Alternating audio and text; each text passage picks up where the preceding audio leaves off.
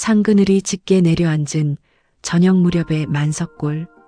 여느 집 굴뚝에서는 구수한 된장찌개 냄새가 피어올랐지만 유독 저 아래 길목의 오두막만은 냉골 같은 적막함이 감돌았다. 그 적막을 깨는 것은 이따금 들려오는 안악의 서슬퍼런 꾸짖음뿐이었다. 으이구, 저걸 사내라고 들여앉혔으니 내 팔자야. 장작 하나를 제대로 못 패서 헉헉대니 밤에는 오죽하겠냐고. 문풍지만 흔들려도 자지러지는 저 꼴이라니. 방 안 어둠 속에 웅크린 김서방의 어깨는 마치 찬 서리를 맞은 박잎처럼 한없이 쪼그라들어 있었다. 그의 고개는 가슴팍까지 푹 꺾여 자신의 보잘것없는 허벅지만을 원망스레 내려다보고 있었다. 그의 허벅지는 사내의 그것이라기엔 민망할 정도로 가늘고 매끄러워 마치 갓 쪄낸 백설기처럼 힘없고 희멀건했다. 아내의 목소리가 귀를 찢을 때마다 그는 자신의 영혼이 빠져나가는 것처럼 느껴졌다. 정적을 지시기는 둔탁한 파여름이 방 안의 먼지를 일시에 일깨웠다. 아내가 내뱉은 조소 섞인 한숨이 문틈 사이로 스며들어 김서방의 뒷덜미를 차갑게 하찼다. 사내로서의 자존감은 이미 넝마가 되어 발치에 굴러다니고 있었다. 그는 도망치듯 집을 나섰다. 집신 한 짝이 제대로 신겨지지 않아 발꿈치가 흙바닥을 긁는 소리가 처량하게 울려 퍼졌다. 그가 당도한 곳은 마을 뒤편, 인적 끊긴 깊은 산속의 옹달샘이었다. 달빛조차 나뭇가지에 걸려 조각조각 부서지는 그곳의 공기는 비릿한 이끼 냄새와 차가운 물기가 섞여 묘한 압박감을 자아냈다. 김서방은 우물가 바위에 털썩 주저앉았다. 일정한 간격으로 수면을 뚫는 물방울 소리는 마치 그의 심장을 바늘로 쿡쿡 찌르는 듯 느껴졌다. 그는 우물 속에 비친 자신의 얼굴을 보았다. 수면 위로 흔들리는 것은 사내의 늠름함이 아니라 달빛에 젖어 흐물거리는 한 떨기 가련한 그림자였다. 천지신명이시여. 정령 소인은 평생을 시든 배추 쪼가리처럼 살아야 한단 말입니까? 그가 울먹이며 탄식하던 그때였다. 등 뒤에서 서늘한 기운이 마치 뱀의 혀처럼 목덜미를 스치고 지나갔다. 분명 바람 한 점 없는 고요한 밤이었으나 주변의 수풀이 일제히 고개를 숙이며 마찰음을 냈다. 누군가 비단 도포 자락으로 마른 땅을 쓸고 지나가는 듯한 소름 끼치도록 매끄럽고도 무거운 소리였다. 김서방은 온몸의 솜털이 곤두서는 것을 느꼈다.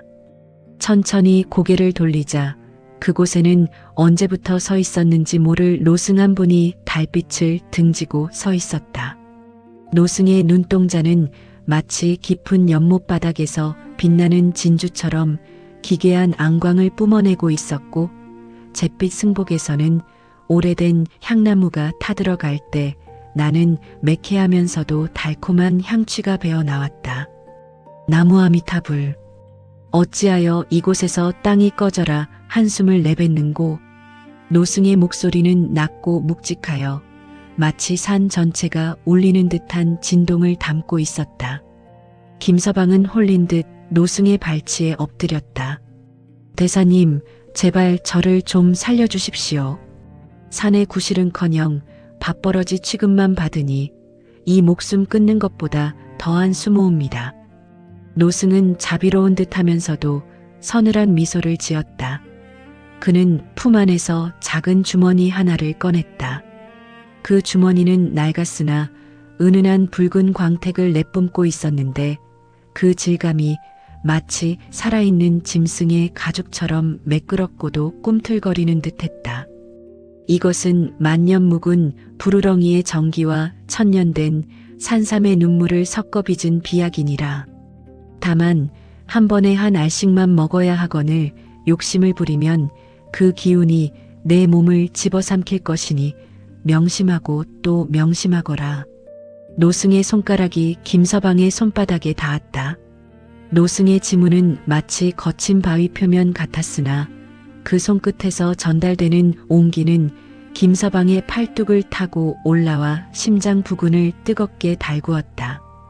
야갈은 마치 핏방울을 응고시켜 놓은 듯 검붉은 빛을 띠고 있었으며 코끝에 가져다 대자 비릿한 혈치와 함께 정신이 아득해지는 강렬한 화근내가 진동했다. 김서방은 노승의 경고를 듣는 둥 마는 둥 눈앞에 비하게 모든 넋을 잃었다. 이것만 있으면, 이 작은 알갱이 하나만 있으면 더 이상 아내의 구박도 마을 사내들의 비웃음도 들리지 않으리라. 그는 떨리는 손으로 약 하나를 집어들었다. 손가락 끝에 닿는 약의 감촉은 기묘했다. 그것은 딱딱한 고체가 아니라 마치 심장이 고동치듯 미세하게 떨리고 있었다. 대사님, 이 은혜는 평생. 말을 마치기도 전에 김서방은 약을 입안으로 밀어 넣었다. 그 약을 삼키자마자 그의 목구멍을 타고 용암 같은 열기가 폭포수처럼 쏟아져 내렸다. 그것은 단순히 뜨거운 것이 아니었다. 수천 마리의 불개미가 혈관 속을 타고 달리며 신경 마디마디를 갉아먹는 듯한 짜릿한 고통이자 환희였다. 김서방의 눈동자가 순식간에 충혈되어 붉게 타올랐고 그의 가느다란 목줄기에는 굵은 핏줄이 밧줄처럼 툭 붉어져 나왔다. 아. 그는 배를 움켜쥐고 바닥을 뒹굴었다. 흙먼지가 사방으로 튀었고 그가 움켜쥔 땅에는 손가락 자국이 깊게 패였다. 체내의 모든 기운이 아랫배 한가운데로 소용돌이치며 모여들기 시작했다. 그것은 마치 잠자던 거대한 구렁이가 동면에서 깨어나 기지개를 켜는 듯한 감각이었다. 김서방의 아랫도리에서 이전에 느껴본 적 없는, 아니 감히 상상조차 할 수 없었던 파괴적인 진동과 열기가 피어오르기 시작했다. 바지춤이 터져나갈 듯 팽팽해지며 대지를 울리는 웅장한 고동소리가 그의 귓가를 때렸다. 효과음 두근, 두근, 두근. 거대한 심장 박동 소리. 노승은 어느새 사라지고 없었다. 오직 달빛 아래 짐승처럼 포효하며 몸을 뒤트는 김서방만이 남았을 뿐이다. 그의 아랫도리에서 뿜어져 나오는 열기에 주변에 서리 맞은 풀잎들이 누렇게 타들어가기 시작했다. 밤 공기는 여전히 차가웠으나 김서방의 몸 주위는 마치 가마솥 뚜껑을 열었을 때처럼 뽀얀 김이 서려 있었다. 아랫배 깊은 곳에서 시작된 진동은 이제 온몸의 골수를 타고 올라와 뇌수를 뒤흔들 지경이었다. 그는 짐승처럼 헐떡이며 산길을 내달렸다. 그의 발이 닿는 곳마다 마른 흙이 먼지가 되어 흩날렸고 집신 바닥은 지열을 견디지 못해 타들어가는 냄새를 풍겼다. 드디어 당도한 오두막. 문풍지 너머로 비치는 희미한 등잔불 아래 아내는 여전히 뾰루퉁한 얼굴로 누더기를 깃고 있었다. 김서방은 거칠게 방문을 밀쳐 열었다. 문틀이 비명을 지르며 좌우로 요동쳤다. 아내가 놀라 고개를 들었을 때 그녀가 마주한 것은 평소의 그 유약한 김서방이 아니었다. 어둠 속에서도 횃불처럼 이글거리는 눈동자, 땀에 젖어 상체를 타고 흐르는 근육의 꿈틀거림. 아내는 바늘을 든 채 그대로 얼어붙었다. 이 양반이 밤중에 어디서 술을 마시고 왔나? 왜 이리 숨을 몰아쉬어요? 아내의 목소리가 채 끝나기도 전이었다. 김서방은 말 대신 거친 손길로 아내의 손목을 낚아채듯 끌어당겼다. 아내의 손목 피부에 닿은 김서방의 손바닥은 마치 갓 구워낸 숯덩이처럼 뜨거웠다. 그 열기는 순식간에 아내의 팔목을 타고 심장까지 전달되어 그녀의 호흡을 단숨에 앗아갔다. 그날 밤 김서방의 오두막은 더 이상 적막한 냉골이 아니었다. 방 안의 공기는 농익은 복숭아 향기와 비릿한 땀 냄새로 가득 찼고 등잔불은 두 사람의 그림자가 엉겨붙어 벽면을 가득 채울 때마다 위태롭게 일렁였다. 오래된 나무 침상은 마치 거친 풍랑을 만난 조각배처럼 신음했다. 김서방의 움직임은 더 이상 시든 배추의 그것이 아니었다. 그것은 만년 가뭄에 갈라진 논바닥을 단숨에 적시는 폭우였으며 굳게 닫힌 성문을 부수기 위해 돌진하는 거대한 공성태와 같았다. 그의 허벅지는 마치 성난 황소의 목등심처럼 단단하게 부풀어 올랐고 아랫도리에서 뿜어져 나오는 기운은 옥토를 깊숙이 갈아엎는 강철 쟁기처럼 거침이 없었다. 아내는 비명을 지를 틈조차 찾지 못한 채 몰아치는 파도에 휩쓸린 조약돌처럼 그저 김서방의 품 안에서 떨고 있었다. 아이고. 서방님, 정녕 당신이 맞소? 내 몸이 녹아내리는 것 같소? 아내의 목소리는 간드러진 가야금 줄처럼 가늘게 떨리며 문풍지를 때렸다. 팽팽하게 긴장된 문풍지는 두 사람의 가쁜 숨결이 닿을 때마다 푸르르 소리를 내며 떨렸고 밖으로 새어나가는 열기는 처마 끝에 맺힌 서리마저 녹여 빗물처럼 뚝뚝 떨어지게 했다. 밤이 깊어갈수록 김서방의 기세는 수그러들기는커녕 더욱 맹렬해졌다. 그것은 마치 용암이 지하 깊은 곳에서 끓어오르다 분출구를 찾아 폭발하는 것과 같았다. 한번 쟁기질이 시작될 때마다 방 안의 먼지들이 일제히 솟구쳤고 구석에 놓인 요강이 공명하며 지잉하는 기묘한 울림을 냈다. 마침내 새벽녘 김서방이 마지막 포효를 내뱉으며 멈추었을 때 아내는 마치 온몸의 뼈마디가 분해되었다가 다시 조립된 듯한 황홀한 피로감 속에 정신을 잃듯 잠들었다. 김서방은 거친 숨을 고르며 천장을 바라보았다. 그의 눈에는 승리자의 오만한 광채가 서려 있었다. 이튿날 아침 만석골에는 기이한 소문이 안개처럼 깔리기 시작했다. 평소 새벽같이 일어나 물을 깃고 빨래터로 향하던 김서방의 아내가 해가 중천에 뜰 때까지 두문불출한다는 소식이었다. 마을 사람들은 의아해했다. 특히 입담 좋기로 소문난 김씨댁과 이씨댁 안악들은 김서방네 담장 너머를 기웃거리며 수군거렸다. 아니, 그 집 안악이 병이라도 났나? 웬만해선 쉬지 않는 양반인데 말이야. 글쎄 말이야. 그런데 방금 저기 김서방 나오는 것 봤어? 마침 집 밖으로 걸어 나오는 김서방의 모습에 안악들의 눈이 휘둥그레졌다. 어제까지만 해도 어깨가 굽고 안색이 파리하던 김서방이 아니었다. 그의 걸음걸이는 마치 대지를 짓누르듯 묵직했고 허리를 꼿꼿이 편 채 수염을 만지는 손길에는 범접할 수 없는 위엄이 서려 있었다.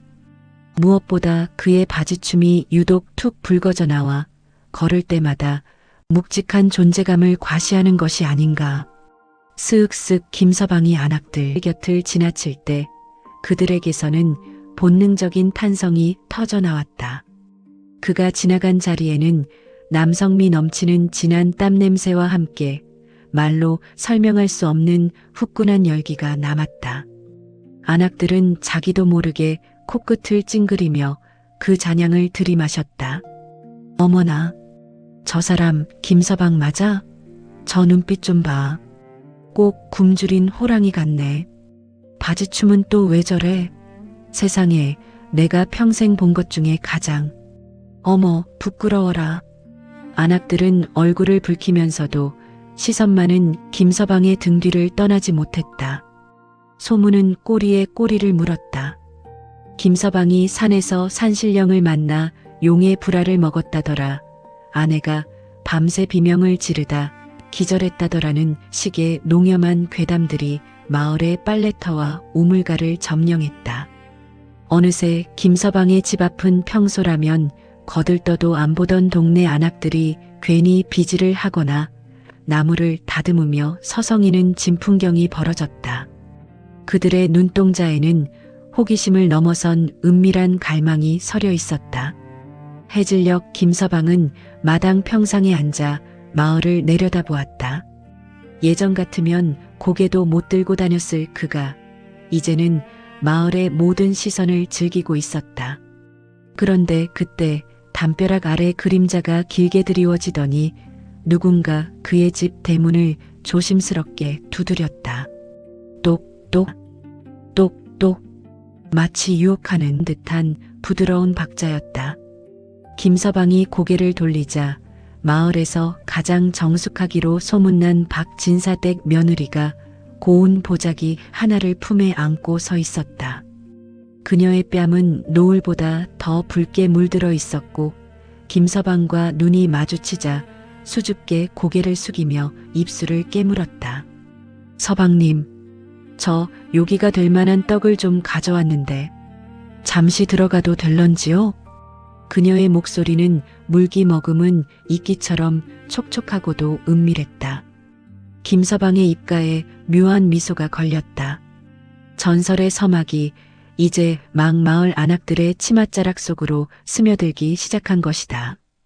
만석골의 공기는 이제 이전과 같지 않았다. 김서방의 오두막을 중심으로 흐르는 기류는 마치 한여름 정오의 아지랑이처럼 눅진하게 비틀려 있었고 마을 여인네들의 눈빛에는 말로 다 할 수 없는 갈증의 불꽃이 일렁였다. 박진사댁 며느리가 수줍게 내민 보자기 안에는 갓 쪄낸 시루떡이 담겨 있었다. 모락모락 피어오르는 김 사이로 달콤한 팥고물 향이 코끝을 찔렀으나 그녀의 시선은 떡이 아닌 김서방의 억센 팔뚝에 머물러 있었다. 김서방은 거만한 태도로 평상에 비스듬히 기대어 앉아 그녀가 가져온 떡 하나를 손가락으로 집어들었다. 떡을 씹는 김서방의 턱 근육이 불끈거리며 움직일 때마다 박씨 며느리는 침을 꿀꺽 삼켰다. 그녀의 눈에는 김서방의 존재 자체가 하나의 거대한 산맥이자 정복하고 싶은 야생마처럼 보였다. 서방님, 요즘 기운이 그리 좋으시다는데 저희 집 뒷마당에 맷돌이 하도 무거워 돌리기가 버겁사옵니다. 혹 잠시 들러 힘 좀 써주실 수 없으신지요? 그녀의 목소리는 옥구슬이 쟁반 위를 구르듯 간드러졌고 그 끝은 묘하게 말꼬리를 흐리며 김서방의 귓가를 간지럽혔다. 김서방은 짐짓 모르는 체하며 콧방귀를 뀌었다. 허허, 이 만석골의 사내가 나 하나뿐인가? 맷돌 돌릴 힘도 없는 사내들이 그리 많단 말인가? 김서방의 거드름 섞인 대꾸에도 그녀는 기분 나쁜 기색 없이 오히려 몸을 더 바짝 밀착해왔다. 그녀의 옷자락에서 풍기는 은은한 분내와 김서방의 몸에서 뿜어져 나오는 비릿한 야성미가 허공에서 뒤엉켰다. 그날 이후 김서방의 집 앞은 그야말로 인산인해를 이루었다. 해가 뜨기도 전부터 마을 안악들이 각양각색의 재물을 들고 줄을 서기 시작한 것이다. 누구는 정력에 좋다는 미꾸라지 수백 마리를 고아 만든 추어탕을 들고 왔고 누구는 깊은 산속 바위 틈에서 캐낸 석청을 항아리째 들고 왔다. 또 어떤 여인은 자기가 직접 짠 들기름을 병 가득 담아와 김서방의 발등에 발라주며 아부를 떨기도 했다. 김서방님, 이것 좀 드셔보셔요. 동해바다에서 건너온 문어라는데 기운 차리는 데는 이만한 게 없답니다. 아이고, 문어가 다 모람. 여기 이 웅진에서 온 사슴피 좀 보셔요. 이거 한 사발이면 천리길도 단숨에 달리신다니깐. 안악들의 목소리는 마치 숲속의 새들이 지저귀듯 요란했으나 그 속내에는 오직 하나, 김서방의 그 전설적인 기운을 단 한 번만이라도 직접 확인하고 싶다는 일념뿐이었다. 김서방은 이제 왕이나 다름없었다. 그는 안악들이 가져온 진수성찬을 맛보며 거만하게 수염을 쓰다듬었다. 그의 손등에는 굵은 정맥이 마치 살아있는 지렁이처럼 꿈틀대고 있었다. 그는 여인들이 바치는 찬사와 유혹에 취해 있었다. 예전에 그 위축되었던 모습은 흔적도 없이 사라졌다. 이제 그는 눈빛 하나로 여인의 심장을 먹게 할 수 있다는 오만함에 사로잡혀 있었다. 그는 안악들이 가져온 고운 비단 수건으로 얼굴을 닦으며 마치 궁궐의 임금이라도 되냥 거들먹거렸다. 다들 물러가거라. 오늘은 내 기운이 너무 넘쳐나서 자칫 잘못 건드렸다간 내년들의 뼈마디가 남아나지 않을 것이야. 그의 호통에도 안악들은 오히려 얼굴을 붉히며 까르르 웃음을 터뜨렸다. 그들에게 김서방의 호통은 무서운 경고가 아니라 더 깊은 탐닉을 부추기는 달콤한 초대장이나 다름없었다. 마당 한구석 김서방의 아내는 이 상황이 기가 막혔다. 처음에는 남편의 변신이 반갑고 황홀했으나 이제는 마을 여편네들이 대놓고 안방까지 침범하려 드니 속이 뒤틀릴 대로 뒤틀린 것이다. 하지만 김서방의 눈빛이 한번 번뜩이면 그녀 역시 오금이 저려 아무 말도 하지 못했다. 김서방의 기운은 이제 방안을 넘어 온 마을의 음기를 빨아들이는 거대한 블랙홀처럼 변해가고 있었다. 김서방이 자리에 앉아 있을 때조차 그의 발치에 있는 돌멩이들이 미세하게 떨리는 듯한 착각이 들 정도였다. 그의 아래는 마치 거대한 몽둥이를 숨겨놓은 듯 바지춤이 미어터질 지경이었고 걸음을 옮길 때마다 퍽퍽 하고 대지가 울리는 소리가 났다. 그는 즐거움에 취해 있었다. 자신을 우러러보는 여인들의 눈동자 속에서 자신의 권력을 확인했다. 그러나 욕심은 끝이 없는 법. 그는 생각했다. 이 한 알의 약으로도 이 정도인데 만약 그 주머니에 든 약을 한꺼번에 다 먹는다면 나는 사람이 아니라 신이 될 수도 있겠구나. 어리석은 망상이 그의 머릿속을 헤집기 시작했다. 그는 노승의 경고를 잊은 지 오래였다. 그저 더 강한 힘, 더 파괴적인 기운만을 갈망하게 된 것이다. 그때였다. 시끌벅적하던 마당이 순식간에 찬물을 끼얹은 듯 고요해졌다. 대문을 거칠게 밀치고 들어오는 거대한 그림자가 안악들의 시선을 압도하였다. 쾅! 대문이 부서져라 열리며 등장한 이는 마을에서 가장 기가 세기로 유명한 천하장사 과부 황씨였다. 그녀는 산에 못지않은 떡 벌어진 어깨와 집채만한 덩치를 자랑했으며 혼자서 소 한 마리를 때려잡았다는 전설을 가진 여인이었다. 그녀의 눈은 굶주린 암사자처럼 번뜩였다. 그녀는 줄 서 있던 안악들을 양손으로 가볍게 밀쳐내며 김서방 앞으로 성큼성큼 다가왔다. 안악들은 그녀의 기세에 눌려 쥐죽은 듯 길을 터주었다. 황 과부는 김서방 앞에 우뚝 섰다. 그녀의 키는 웬만한 장정보다 컸고 그녀가 내뿜는 압도적인 위압감에 김서방도 움찔하며 허리를 바로 세웠다. 이봐, 김서방. 요즘 내놈 거시기가 그리 신통방통하다며? 그녀의 목소리는 쇳소리가 섞여 있어 듣는 이의 고막을 긁어내리는 듯했다. 황 과부는 침을 퇴뱉더니 투박하고 두꺼운 손을 뻗어 김서방의 손목을 낚아채었다. 살과 살이 부딪히는 소리가 정적을 찢었다. 황 과부의 손아귀 힘은 상상을 초월했다. 김서방의 손목뼈가 드드득 소리를 내며 비명을 질렀다. 어디 그 기운, 나한테도 한번 써보시지. 만약 내 성에 안 차면 내 놈의 그 보물단지를 내 손으로 가루를 만들어버릴 테니까. 황 과부의 도발적인 눈빛이 김서방의 하반신을 훑쳤다. 김서방은 생전 처음 느껴보는 강력한 적수의 등장에 당황했으나 이내 자존심이 불끈 솟아올랐다. 그는 이를 악물며 그녀의 손을 뿌리치려 했으나 황 과부는 꿈쩍도 하지 않고 그를 노려보았다. 김서방의 심장이 요동치기 시작했다. 그것은 설렘이 아니라 승부욕과 두려움이 뒤섞인 기묘한 고동이었다. 그는 생각했다. 그래, 이 계집을 굴복시켜야 진정한 정력왕이라 할 수 있지.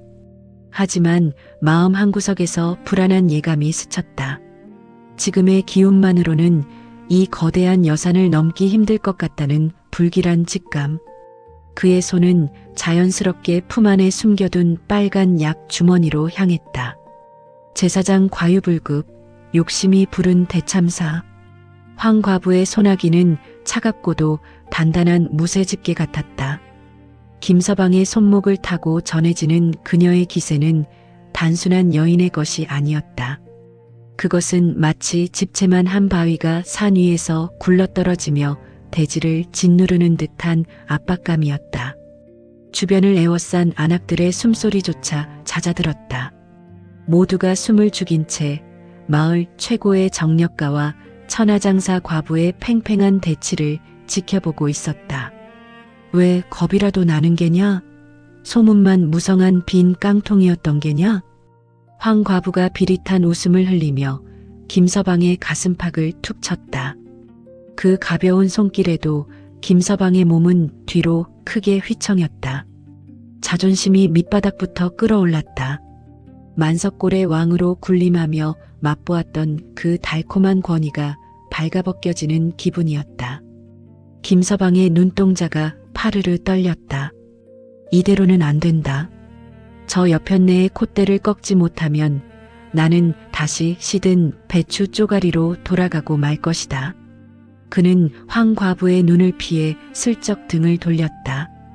그러고는 품속 깊숙이 감춰두었던 붉은 주머니를 꺼냈다. 손가락 끝에 닿는 주머니의 질감은 여전히 기괴했다. 마치 맥동하는 심장을 만지는 듯 움찔거리는 그 촉감 전신으로 퍼져나갔다.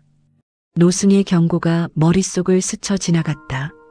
한 번에 한 알씩만 먹어야 하거늘 욕심을 부리면 그 기운이 내 몸을 집어삼킬 것이니 명심하라. 하지만 지금 김서방의 귀에는 그 엄중한 경고 대신 황 과부의 비웃음과 주변 안악들의 수군거림만이 환청처럼 크게 울려 퍼졌다. 한 알로 이 정도라면 10알을 먹으면 나는 용이라도 될 터, 아니 천지를 뒤흔들 대장군이 될 것이다. 김서방은 떨리는 손으로 주머니를 거꾸로 탈탈 털었다. 검붉은 야갈들이 그의 손바닥 위로 우르르 쏟아졌다. 하나, 둘, 셋. 무려 7알이나 되는 비약이 그의 손바닥 위에서 마치 살아있는 벌레들처럼 꿈틀거리며 서로 엉겨붙었다. 비릿한 혈취와 매캐한 화근내가 코를 찔렀다. 꿀꺽 그는 숨도 쉬지 않고 손바닥 위의 약들을 입안으로 쑤셔 넣었다. 야갈들이 목구멍을 타고 내려갈 때마다 마치 날카로운 칼날을 삼키는 듯한 통증이 일었다. 하지만 그 통증은 곧이어 찾아올 파괴적인 쾌락의 전조였다. 그 약을 삼키자마자 김서방의 체내에서 기이한 소리가 나기 시작했다. 그것은 혈관을 타고 흐르는 피가 비등점에 도달하여 부글부글 끓어오르는 소리였다. 처음에는 따뜻한 온기였으나 순식간에 그것은 거대한 화산의 용암으로 변했다. 김서방의 입에서 짐승의 신음이 터져나왔다. 그의 눈동자는 이제 흰자위가 보이지 않을 정도로 붉게 물들었고 관자놀이의 핏줄은 터질 듯이 부풀어 올라 꿈틀거렸다.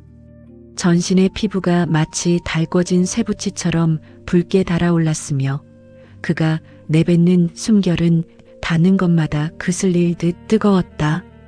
우두둑 근육과 뼈가 비정상적으로 팽창하는 소리. 부두득 우두득 기어이 대참사가 시작되었다. 억제되지 못한 에너지가 그의 신체 조직을 강제로 확장시키기 시작한 것이다. 김서방의 상체 근육은 입고 있던 무명 저고리를 종이장처럼 찢어발기며 튀어나왔다. 하지만 진짜 재앙은 그 아래였다. 노승이 경고했던 금기를 넘어선 기운은 김서방의 의지와 상관없이 오직 한 곳으로 집중되었다. 그의 아랫도리가 마치 굶주린 구렁이가 몸을 비트는 것처럼 요동치기 시작했다. 바지춤이 거대한 압력을 이기지 못하고 비명을 질렀다. 찌익 두꺼운 무명 바지. 가랑이가 순식간에 갈기갈기 찢겨나갔다. 그 사이로 튀어나오려 하는 기운은 이미 인간의 상식을 아득히 벗어나 있었다. 그것은 마치 살아있는 거대한 몽둥이가 바지 속에서 독립된 생명체처럼 발작하는 형국이었다. 아, 안 돼. 멈춰. 제발 멈춰라. 김서방은 당황하여 양손으로 자신의 사타구니를 붙잡았다. 그러나 손바닥을 통해 느껴지는 열기는 이미 사람의 체온이 아니었다. 손바닥이 데일 듯 뜨거웠고 그 안에서 요동치는 맥동은 마치 대지의 지진처럼 강력했다. 황 과부는 눈앞에서 벌어지는 기괴한 광경에 뒷걸음질 쳤다. 그녀의 당당하던 기세는 온데간데 없고 공포에 질린 눈으로 김서방의 하반신을 바라보았다. 주변의 안악들은 비명을 지르며 흩어졌다. 그것은 더 이상 정력의 상징이 아니었다. 그것은 통제력을 잃고 폭주하는 재앙의 씨앗이었다. 김서방의 몸은 이제 제어가 불가능했다. 아랫도리의 기운은 마치 스스로 눈을 뜬 괴물처럼 옷감을 뚫고 나와 허공을 휘저으려 했다. 김서방은 바지춤을 부여잡고 마당을 뒹굴었으나 그가 구를 때마다 마당의 단단한 흙바닥이 쟁기로 갈아엎은 듯 움푹움푹 패였다. 쾅, 쾅, 묵직한 무언가가 바닥을 내리치는 소리. 쾅, 쾅. 김서방의 의지와 상관없이 요동치는 그 기운이 마당에 놓인 커다란 맷돌을 들이받았다. 순간 단단한 화강암으로 만든 맷돌이 마치 두부처럼 처참하게 박살나 사방으로 파편을 흩뿌렸다. 사람 살려. 김서방이 미쳤다. 아니, 김서방 거시기가 미쳤다. 누군가의 비명소리가 마을의 정적을 찢었다. 김서방은 눈물을 흘리며 애원했다.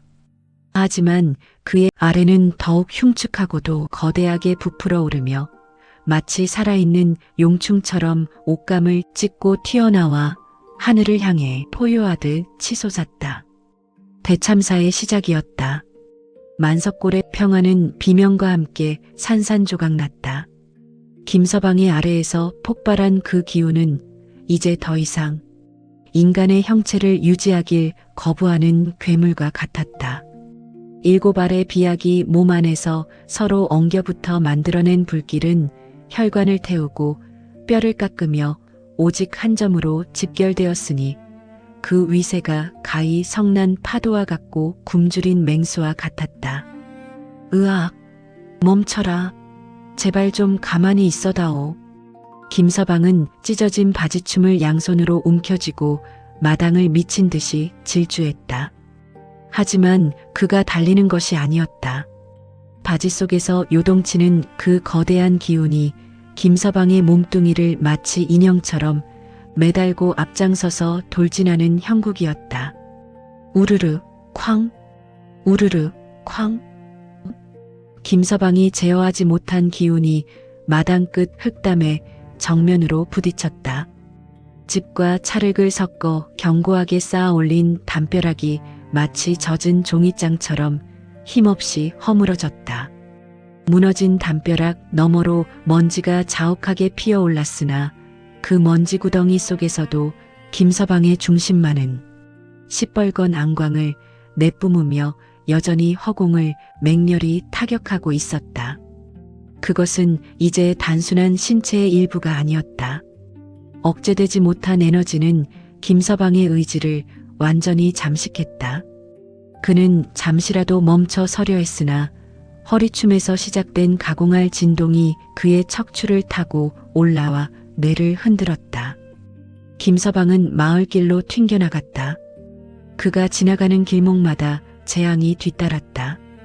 담장 밑에 놓인 장독대는 그 기운이 스치기만 해도 쨍그랑 소리를 내며 박살이 났고 길가에 세워둔 지게는 단번에 두 동강이 났다. 마을 사람들은 이 기괴하고도 공포스러운 광경에 혼비백산하여 사방으로 흩어졌다. 아이고, 저게 뭐야? 구렁이야, 대들보야. 김서방의 거시기가 마을을 잡아먹으려 한다. 모두 도망쳐. 사람들의 비명은 김서방의 귀에 들리지 않았다. 그의 눈에는 오직 타오르는 불꽃 같은 갈증만이 가득했다. 그의 아랫도리는 멈추지 않는 강철 쟁기처럼 땅바닥을 긁어대며 나아갔다. 퍽, 퍽. 김서방이 한 걸음을 내디딜 때마다 길바닥에는 깊이 한 자가 넘는 골이 패였다. 마치 수십 마리의 황소가 한꺼번에 쟁기질을 하며 지나간 듯한 참혹한 흔적이었다. 마을 광장에 놓인 거대한 연자매가 그의 경로에 놓였다. 보통 장정 대여섯이 달라붙어야 겨우 움직이는 그 육중한 돌덩이를 향해 김서방의 기운이 마치 성난 콧불조처럼 돌진했다. 천지를 뒤흔드는 파열음과 함께 연자매가 산산조각이 났다. 파편이 하늘 높이 솟구쳤다가 비처럼 쏟아졌고 마을 사람들은 기겁하며 바닥에 엎드렸다. 박살난 돌가루 사이로 김서방이 다시 나타났다. 그의 바지춤은 이제 형체조차 남지 않았고 오직 노승이 준 비약의 붉은 광채만이 그곳에서 섬뜩하게 번뜩였다. 뜨거워. 온몸이 불덩이 같아. 물이 필요해. 김서방의 목소리는 이미 쉰소리가 되어 갈라져 있었다. 몸 안의 모든 수분이 그 강렬한 기운의 열기에 증발해버릴 것만 같았다. 그는 본능적으로 마을 공동 우물을 향해 달렸다. 아니, 끌려갔다. 우물가에 도착한 김서방은 망설임 없이 우물 속으로 몸을 던지려 했다. 그러나 그보다 먼저 그의 아랫도리에서 뿜어져 나온 기운이 우물 입구의 돌란간을 들이받았다. 쿠궁. 김서방이 우물 안으로 고꾸라졌다. 차가운 지하수가 그를 반길 것이라 생각했으나 현실은 더욱 혹독했다. 치익. 김서방의 몸이 수면에 닿는 순간 우물물은 시원한 안식처가 아니라 끓는 가마솥으로 변했다. 그의 아래에서 뿜어져 나오는 비정상적인 고열이 닿자마자 물은 비등점에 도달했다. 순식간에 우물 입구로 하얀 수증기가 폭포수처럼 역류하여 솟구쳤다. 아, 뜨거워. 물이 끓는다. 우물물이 끓어올라. 우물 바닥에서 들려오는 김서방의 비명은 수증기 속에 묻혀 아득하게 들렸다. 차가워야 할 우물물은 이제 보글보글 거품을 내며 끓어넘치기 시작했고 그 열기는 우물 주변의 흙바닥까지 말려버릴 정도로 강력했다. 김서방은 우물 속에서 허우적거리며 밖으로 기어 나오려 했으나 그의 의지와 상관없이 요동치는 그 기운은 이제 우물 벽면을 사정없이 들이받으며 지하의 수맥마저 뒤흔들고 있었다. 우물벽의 돌들이 하나둘 빠져나와 아래로 추락했고 만석골의 젖줄이었던 우물은 순식간에 붕괴의 위기에 처했다. 마을 사람들은 멀찌감치 떨어져 이 광경을 지켜보며 발만 동동 굴렀다. 그것은 해악도 풍자도 아니었다. 탐욕이 불러온 멈추지 않는 재앙의 현장이었다.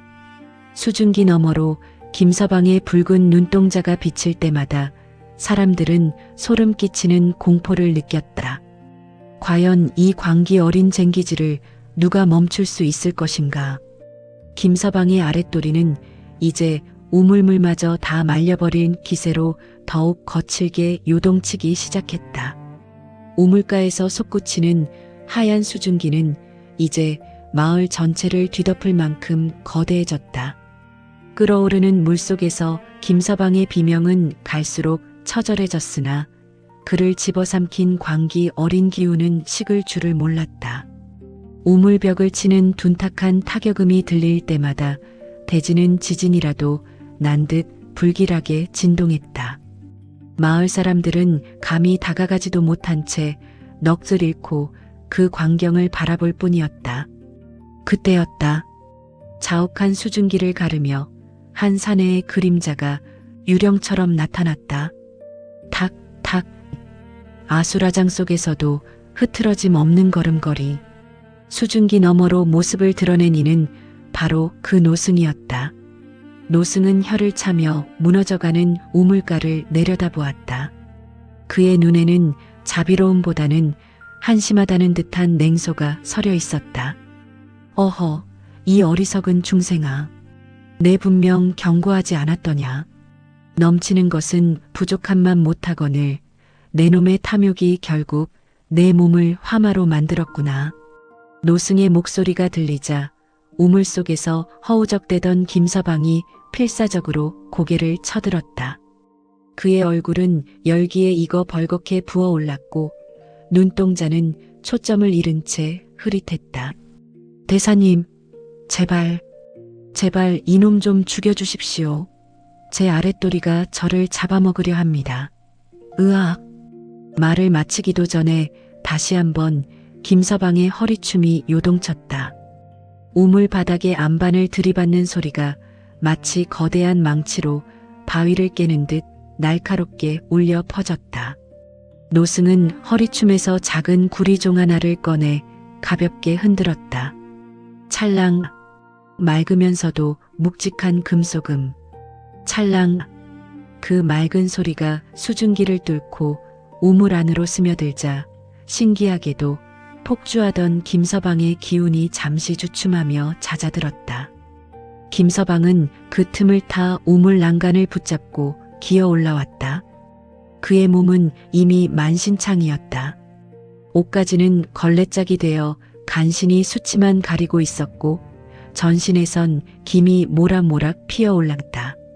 김서방은 노승의 발치에 넙죽 엎드려 머리를 짓지었다. 대사님 살려만 주신다면 평생 나무꾼으로 살며 산신령님께 공양을 바치겠습니다. 이 뜨거운 괴물을 제발 잠재워 주십시오. 노승은 바닥에 엎드린 김서방을 물끄러미 내려다보다가 마을 광장 한복판을 가리켰다. 그곳엔 이미 수백 명의 마을 사람들이 김서방의 기괴한 행보를 구경하기 위해 구름처럼 모여 있었다. 이 기운은 내 놈의 허영심과 과시욕이 먹고 자란 괴물이다.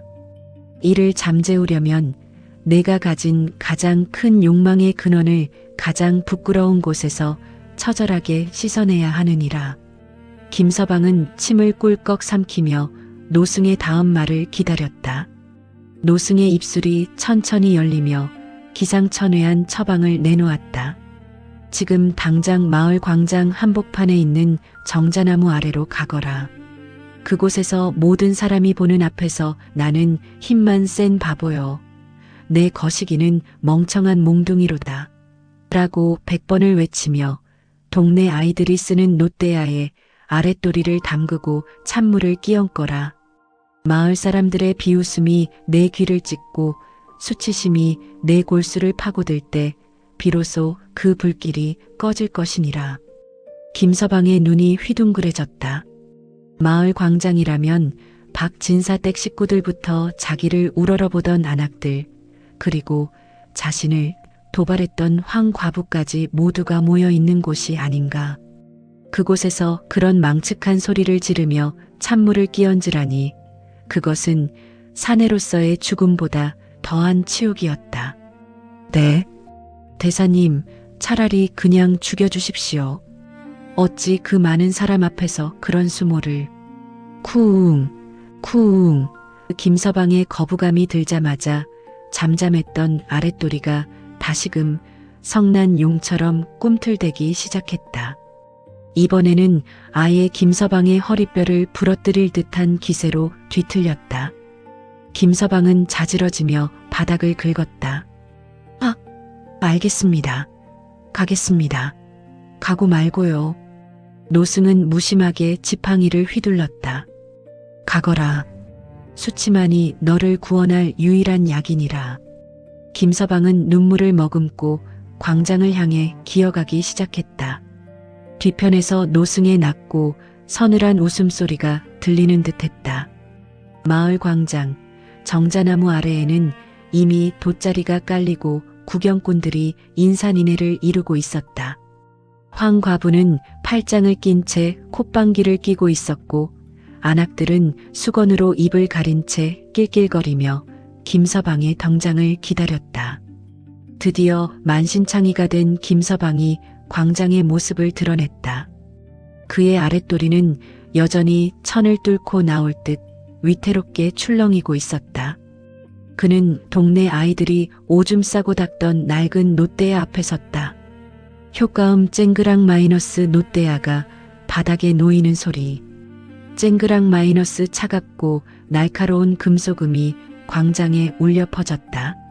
사람들의 시선이 일제히 김서방의 하반신을 쏠렸다. 김서방은 질끈 눈을 감았다. 수치심에 얼굴이 터질 듯 달아올랐으나 아랫배를 훑고 지나가는 타는 듯한 통증이 그를 재촉했다. 그는 떨리는 목소리로 첫마디를 내뱉었다. 나는 힘만 센 바보여. 내 거시기는 멍청한 몽둥이로다. 광장은 순식간에 웃음바다가 되었다. 아이들은 손가락질하며 춤을 췄고 안악들은 배를 잡고 굴렀다. 김서방의 눈에서 닭똥 같은 눈물이 뚝뚝 떨어져 놋대야 속 차가운 물 위로 떨어졌다. 수치심은 칼날보다 날카롭게 김서방의 심장을 도려냈다. 마을 광장에 운집한 수백 개의 눈동자가 마치 화살처럼 그의 벌거숭이나 다름없는 몰골에 박혔다. 안악들의 은밀한 조소 및 사내들의 거친 비웃음이 파도처럼 밀려와 그의 고막을 때렸다. 9번, 10번.